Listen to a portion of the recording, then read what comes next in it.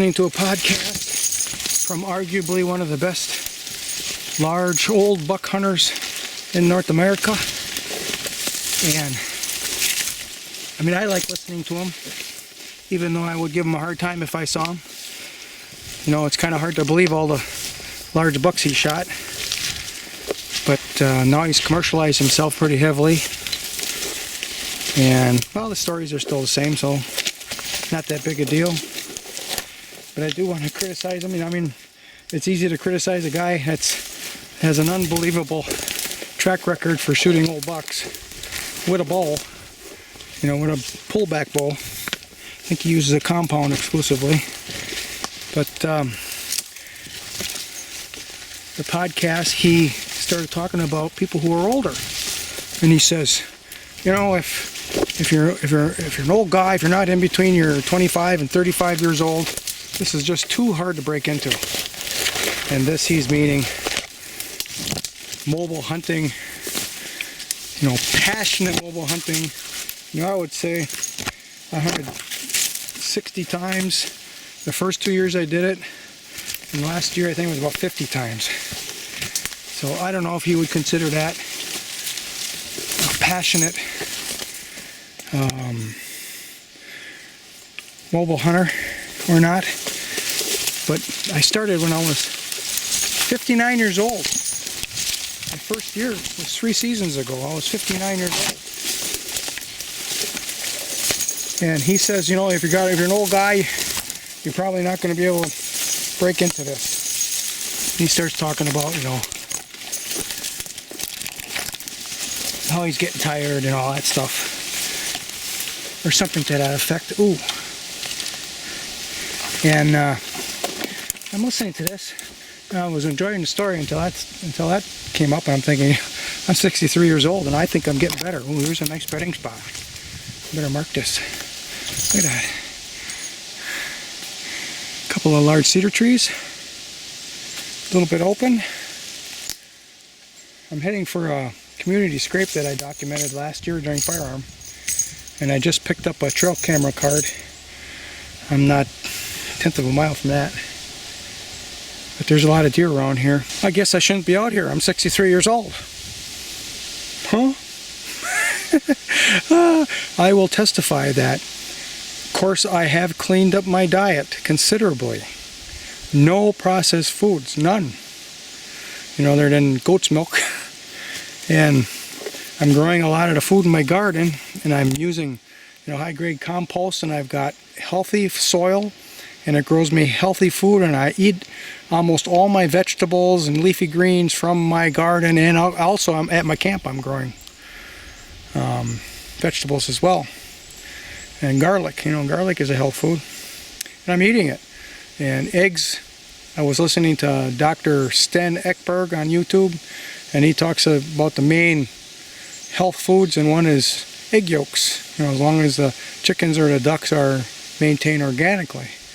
And wild freshwater salmon, and I catch that. I go fishing for freshwater salmon. I eat a lot of that. And I'm doing the exercise in my gardens. I'm doing the exercise out here when I do scouting. I'm exercising when I go fishing. And my health is considerably better than what it was before I started mobile hunting and participating more in the outdoors. So he might be really good at tracking down and harvesting old bucks, but he doesn't know anything about old guys that really want to do it. Well, right here's where the scrape is.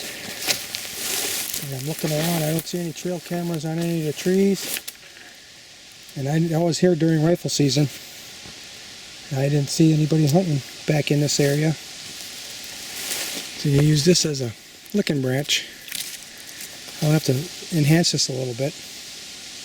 Not a problem for me. So I'm going to get to work. I got to find a tree and I got to find a place for the camera. The obvious spot is right there, but if somebody comes trudging through here, man, they're going to see that in a heartbeat. Well, here's the enhancement.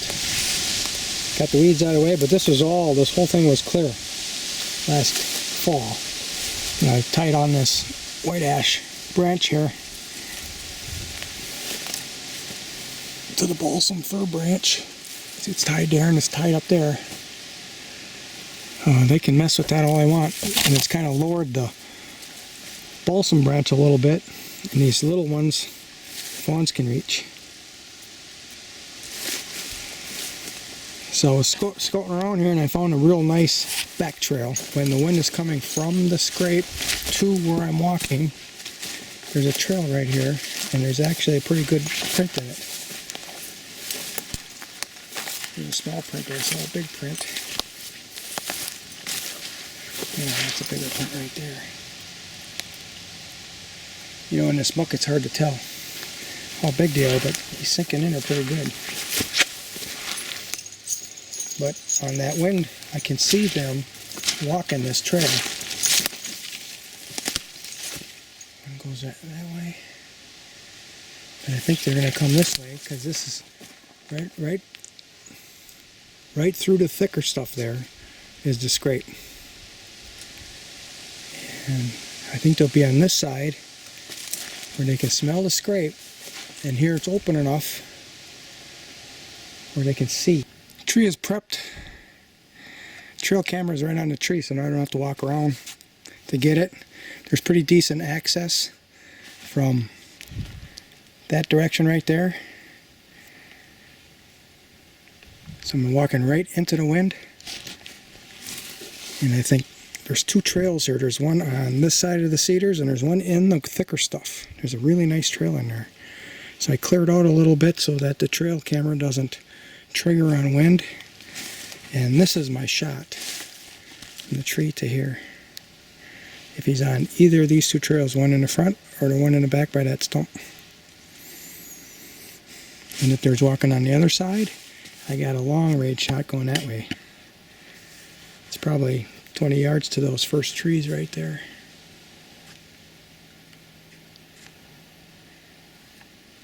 In rifle season, all these leaves will be cleared out. I'll probably be able to see this entire little complex of cedars.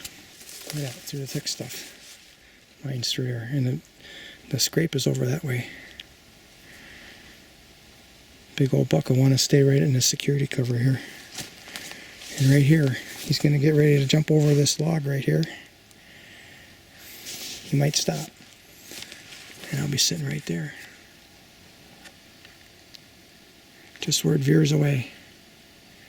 Shh. Let's see, let's go back here. Just where it veers away from the other one right there. Yeah, I had a good setup here. I gotta go get back my jingle. Alright.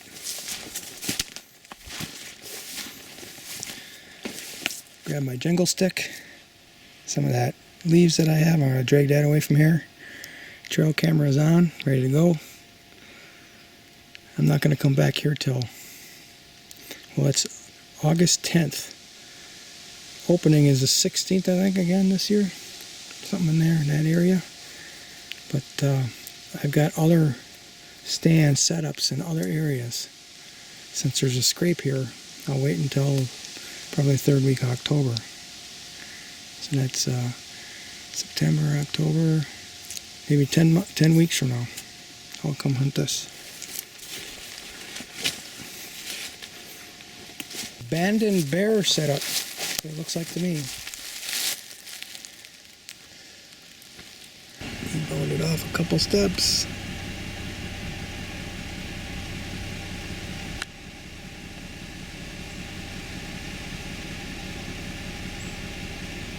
They gotta turn their heads to look. I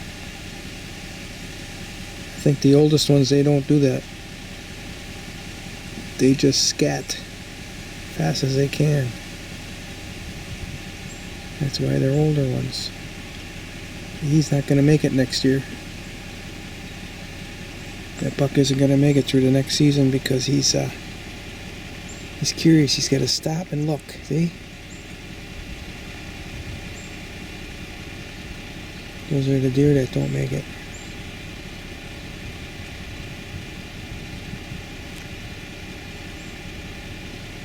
I used to be a meat hunter too, big time.